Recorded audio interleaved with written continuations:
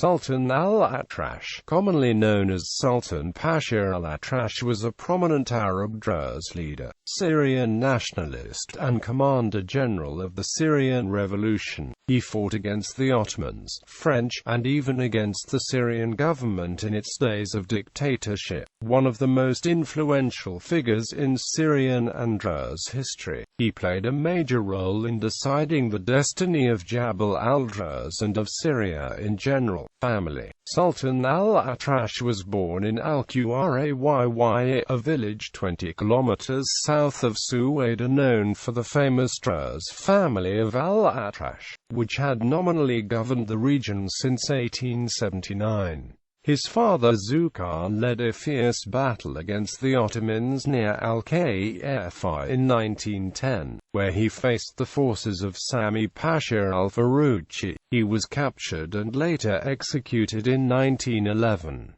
His son, Mansur al-Atrash, was an active member in the Syrian regional branch of the Ba'ath party until the 1966 Syrian coup d'etat led to the downfall of Michel Aflaq, Salah al-Din al-Bitar, Munif al-Razaz, and the classical Ba'athists in general. Role in the Arab Revolt. Sami Pasha used military force and trickery and succeeded at last in occupying Jabal al-Druze. He sent hundreds of young Druze to fight in the Balkans, Sultan among them. However, during the First World War, the Ottomans left Jabal al-Druze in peace as they feared rebellion. Sultan was then able to get in touch with pan-Arab movements and especially with the Arab Revolt in Hijaz. As the revolt started, he raised the Arab flag on the citadel of Saqqad and on his own house. When Arab forces reached Aqaba, he sent 1,000 men to join the revolt.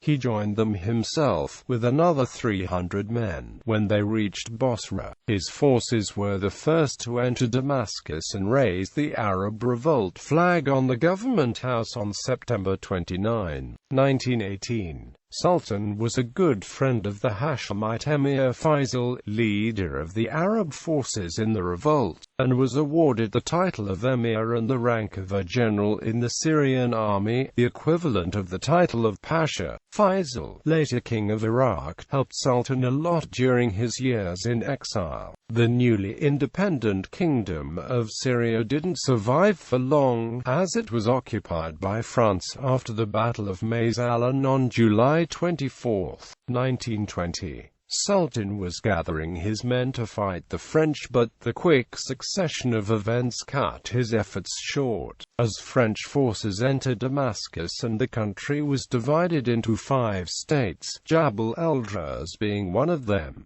The Adam Conure incident. On July 7, 1922, French soldiers captured Adam Conure, a Lebanese Shiite rebel who was seeking refuge at Sultan's house while he was away. Conure was wanted for attempting to assassinate General Gouraud. Upon his arrival home, Sultan demanded the release of Conure, but the French refused. A few days later, Sultan and his men attacked a French convoy they thought to transport Conure, who was in fact sent to Damascus by airplane. The French responded by destroying his house and ordering his arrest.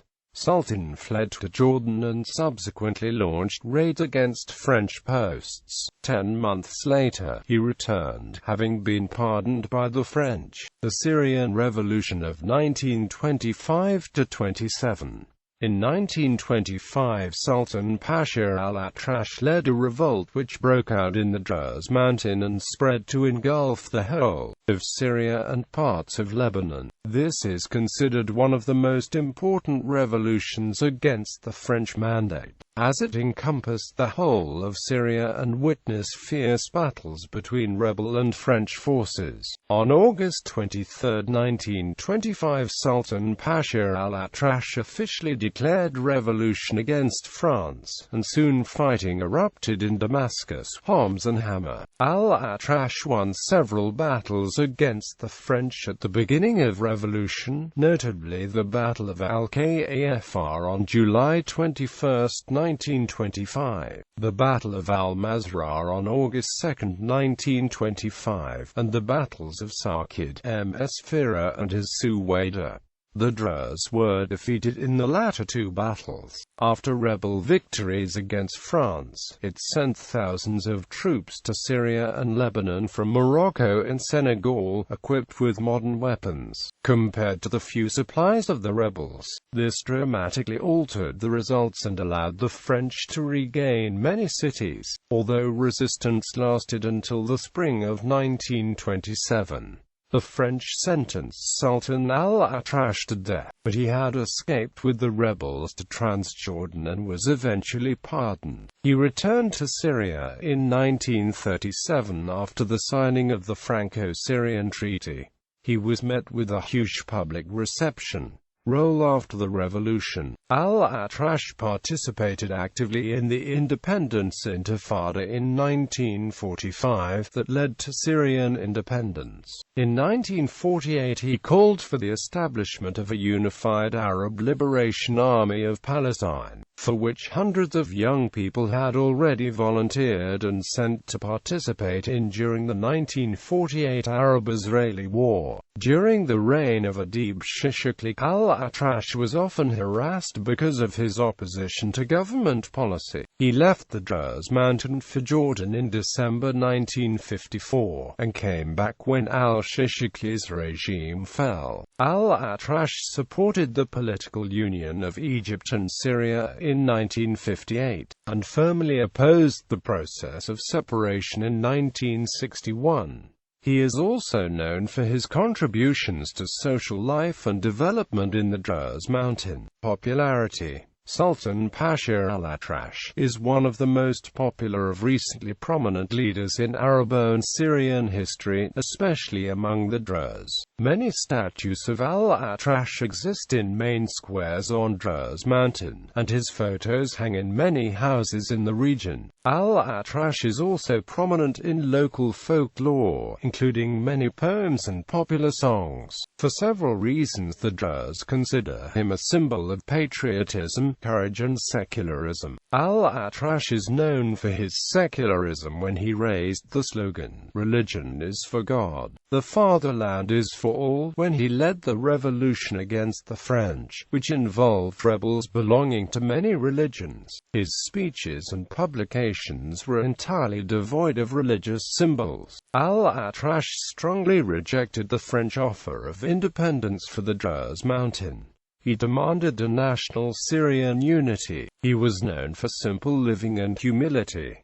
Al-Atrash refused to accept any political office after the independence of Syria in 1946. During the period of Syrian-Egyptian unity, on a visit to the Suwaida province, President Gamal Abdel Nasser honored Sultan Pasha al-Atrash by awarding him the highest medal of the United Arab Republic. In 1970, Syrian President Hafez al-Assad honored Sultan Pasha al-Atrash for his historic role in the Syrian Revolution. Death. Sultan Pasha al-Atrash died on March 26, 1982 from a heart attack. His funeral was attended by more than 1 million people, and the President of Syrian Arab Republic Hafez al-Assad issued an individual letter mourning al-Atrash as the general commander of the Syrian Revolution.